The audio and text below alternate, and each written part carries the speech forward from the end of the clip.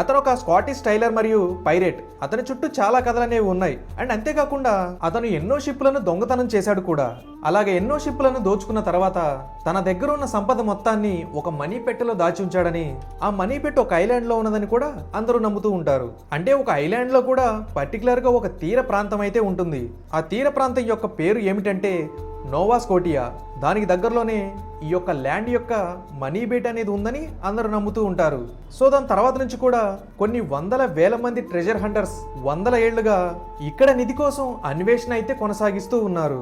దీనికి సంబంధించిన మొట్టమొదటి కథ అనేది 1799 కాలం నాటిది. అప్పట్లో డానియల్ మోగిస్ అనే ఒక వ్యక్తి ఆ ప్రాంతంలో ఒక చిన్న డిప్రెషన్ అనేది కనుగొన్నాడు. అతనికి అక్కడ ఏముందని చూడటానికి వెళ్తున్న టైంలో అతనికి ఆ డిప్రెషన్ లోపల ఖచ్చితంగా ఏదో ఒకటైతే ఉండి ఉంటుందని అతనికి అనిపించింది. సో అతను కూడా కెప్టెన్ కిడ్ యొక్క నిధి గురించి విన్నాడన్నమాట. సో అందుకే అతను ఆ ప్రాంతంలో తవ్వకాలను అయితే మొదలు పెట్టాడు.